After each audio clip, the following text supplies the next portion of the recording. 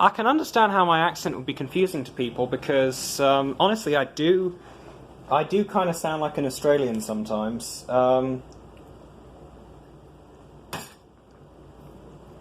Bloody motherfuck, my voice is gruff today. But yeah, I do sound like an Australian sometimes. So I don't blame anyone who thinks I sound like an Australian, but I've never been south of the equator. Not once have I been anywhere south of the equator. I've only ever lived in the United Kingdom and in Canada. Now, again, if I sound like an Australian, it's probably because I'm putting the accent on somehow. Or maybe it's the fact that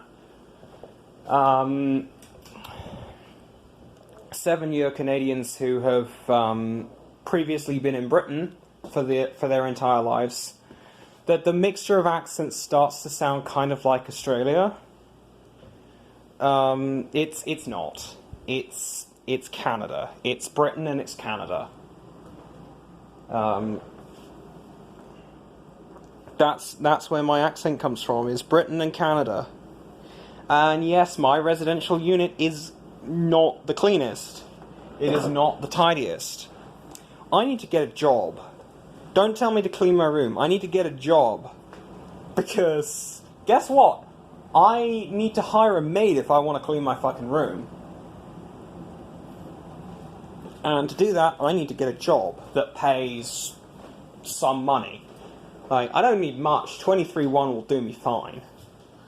That'll give me enough to pay a maid and save up to buy this place. My mum owns it, and I'm paying her rent right now, and she's got a fucking collateral charge mortgage on it. Legal fees.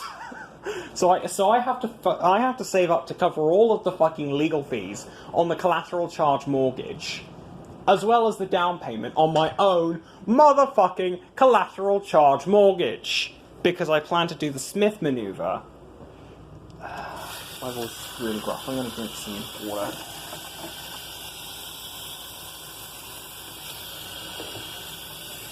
And guys, I wouldn't have this if I was in Australia. Sorry, I just had to.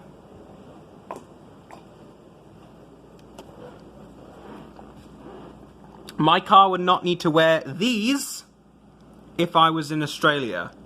But it has to wear these because I'm in BC, Canada.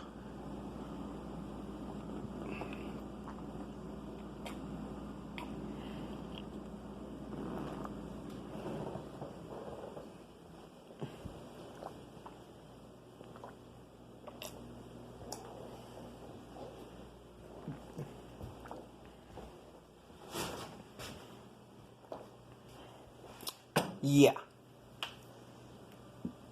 So I'm not Australian. I'm British and recently Canadian as well. Naturalized, obviously.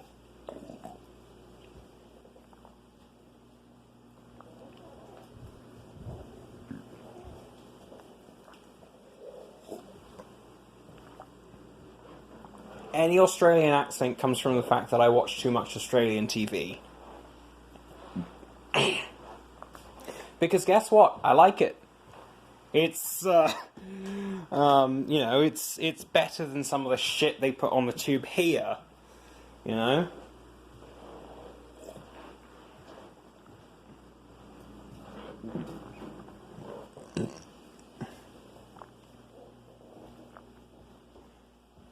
But yeah, I need to get a job so I can pay a maid. And then, I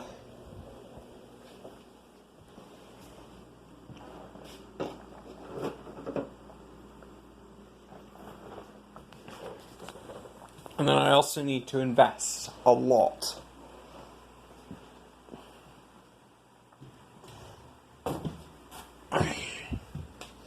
And the purpose of that would be, to get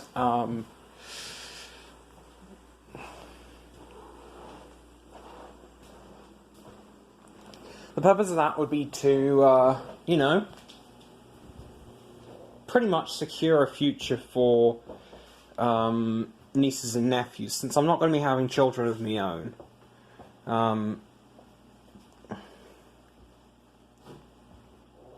If any guy I end up marrying has his own children, then obviously creating a future for them will be a priority. But honestly, physically speaking, as in paying attention to them, I'd probably be pretty much a deadbeat. Who knows? Maybe I get the baby crazy though. So who knows? And maybe I'd actually care. But thing is, I wouldn't be a good parent. I wouldn't be a good parent. So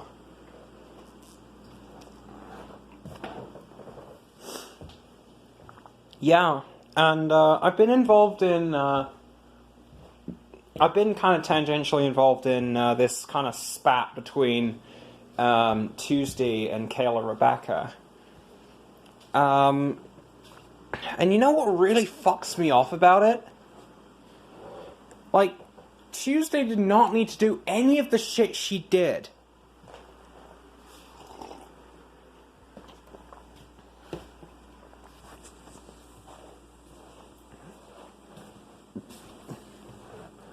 Like, she didn't need to escalate the situation. She didn't need to be a catty motherfucking bitch.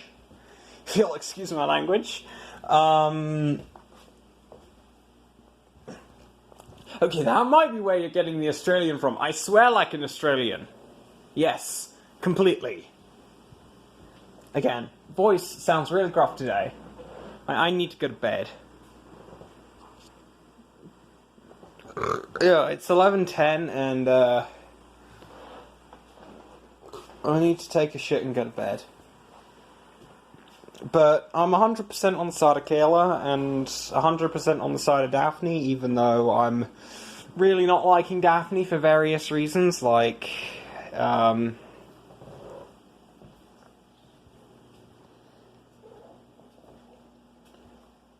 understanding the configuration of the Earth. Now, there's a few people in the Caila Rebecca comment section who are not ideal. They are saying some really sulfuric things. I say sulfuric because that has a specific meaning within their religion. Because they say that Shaitan smells of sulfur, which yeah, that's not good. And the thing is, they are accusing Dana Janine of being Satan, and hot for health is now hot for hell. Good God. Like, the name calling is... Hold on, guys. Is this high school? Like, is this secondary school? No, this is YouTube. We were supposed to have grown up by now. We are not supposed to be children. Okay? We are not supposed to be children. We're supposed to be kind of well-adjusted, you know, grown-ups, like, emotionally mature. Even if we are fucking emotional, like I might be sometimes, we need to be at least emotionally mature. We need to actually be supporting each other and not trying to tear each other down. And not using name-calling to tear each other down when we have to take people down a peg. Yes, I think Sea Siren Janine needs to be taken down a peg. Yes, I think Anti-Vegan Tuesday needs to be taken down a peg or two. No, I do not think we need to be name-calling people. I'm sorry, guys. I'm sorry to just go off like this. I didn't mean it, and it's bad, yo. Sorry, sorry for laughing, but it's just so bad. It's funny almost. And I know my vocal inflections are weird. I know I sound like an Australian.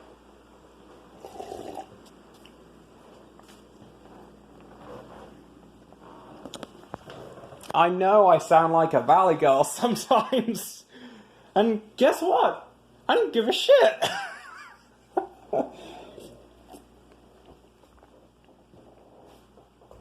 Again, I have to go to bed. It's way late. But yeah, I'm 100% on Caila's and Daphne's side, even though I think I disagree with Daphne on pretty much everything.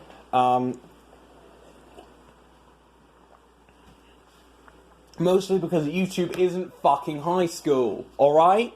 Why are we being high schoolers here? Like, we're supposed to be building people up, and instead of knocking people down, taking them down a peg when they need to be taken down a peg. Like, I'm not saying toxic positivity, I'm saying let's be real with each other. As content creators, as commenters, as fodder for the algorithm, you know? Like, let's be honest with each other. Honesty, and not this catty shit with what Tuesday's been doing. Trying to take down Caila, trying to take down Daphne. You know? Like, we've got to have honesty to each other, even if that means taking our own selves down a peg. I'm sure I've violated this before. Doesn't mean I don't believe it. I mean, just means I'm a hypocrite, right? Sorry. Yeah, it's just kind of too funny to me sometimes. Like, it's absurd what YouTube has become. Like, it's no longer what it's supposed to be. And it's kind of an absurdity. To me, anyway. Well, I hope you enjoyed the ramble. The kind of first new ramble inside the new residential unit, which is a house and not an apartment anymore. I'm still not fully moved in. I was never fully moved in with the apartment. What I'm planning to do is, once I buy the place, after obviously working, getting a maid and so on, what I want to do is, once I've just completely leveraged it out, the next 20 years or so, leveraged it to invest with the Smith maneuver, and just re-advanced every mortgage payment. What I want to do is sell out, pay down the HELOC, and well, sell out my investments, pay down the HELOC a bit, not entirely,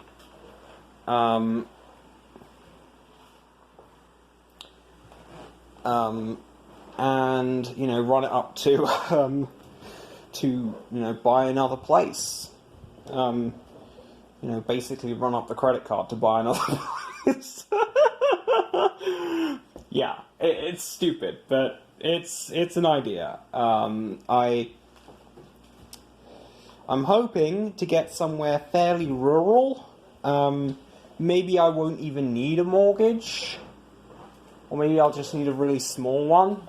But I'll still obviously be shackled to this place by paying off the home equity loan.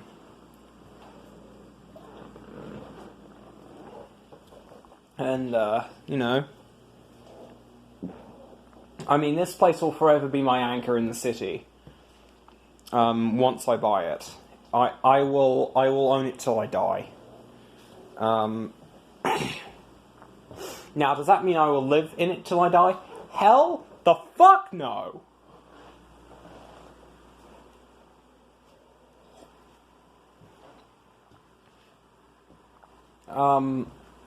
Now, obviously, the relationship with my landlord is a bit special. She's my mum. But I do pay rent, and it is covered under the Residential Tenancy Act, so there is that issue, where I might not be able to get a mortgage because I'm not at arm's length with at arm's length with the seller, being, you know, the tenant, as well as she doesn't know about her daughter. Sorry, that's just another stupid thing.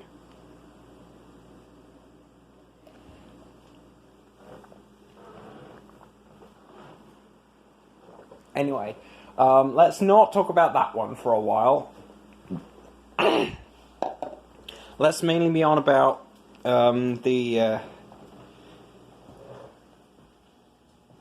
let's mainly be on about what I plan to do. I plan to get a job at some point, hopefully, obviously gainful, and you know, I plan to work my hiney off until you know, I have some money saved up as a down payment to buy this place,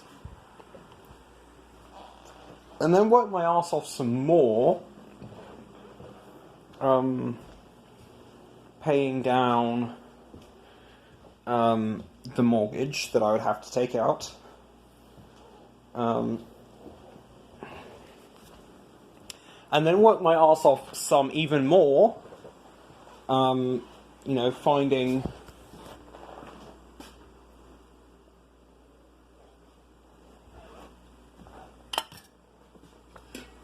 some actual sensible securities to invest in for the Smith maneuver.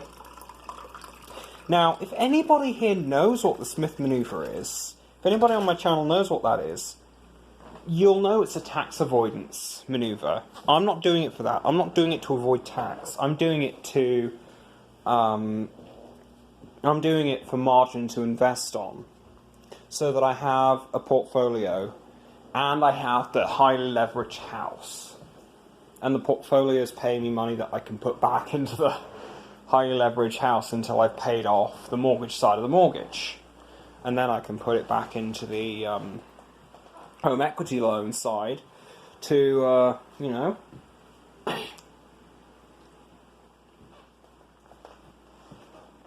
eventually get rid of the mortgage.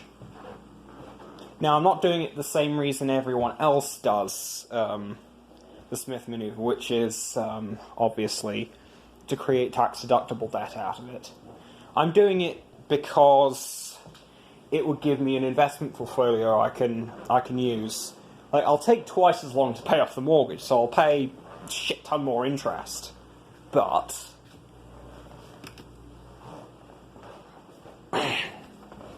you know, I'll have the investment portfolio basically forced on me by the process. And one thing people do sometimes is indirect drip. One thing people do with the Smith maneuver is indirect drip. So they tell their investment manager, don't use the drip, just give me the dividends. And then they take the dividends and they pay them into paying off their mortgage. And then they re-advance those funds again, so they take it off the HELOC, which incurs interest.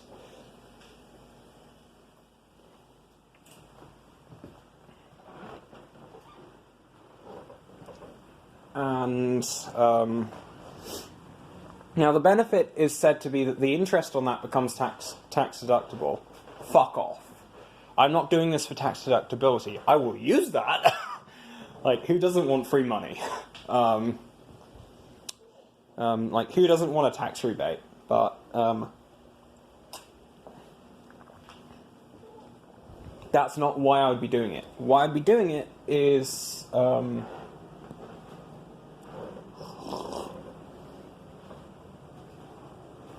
why I'd be re-advancing every mortgage payment is, you know,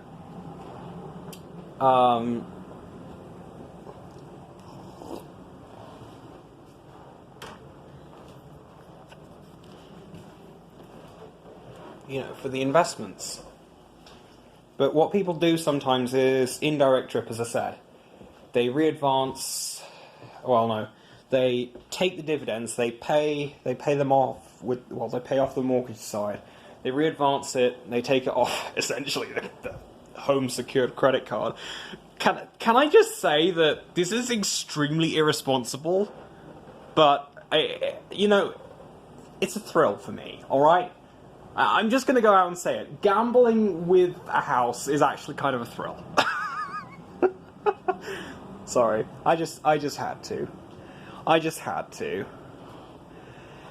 Anyway, yeah. But yeah, what they say the Smith maneuver is for is to make it tax deductible.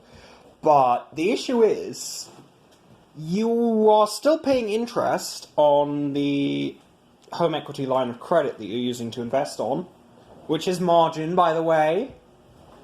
And yes, you are getting a tax rebate, but hold on, is the tax rebate going to exceed the interest? No. The tax rebate is not going to exceed the interest. And if you use it to contribute to your RRSP, maybe it will, but I'm not going to be doing that. Because I am not going to be having an RRSP. I'm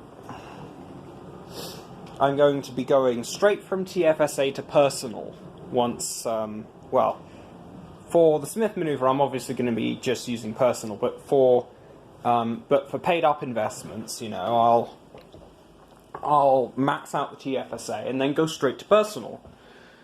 Because, yeah. Anyway, this has been a wide-ranging rant. It's like cheap Chinese clone of Daphne here.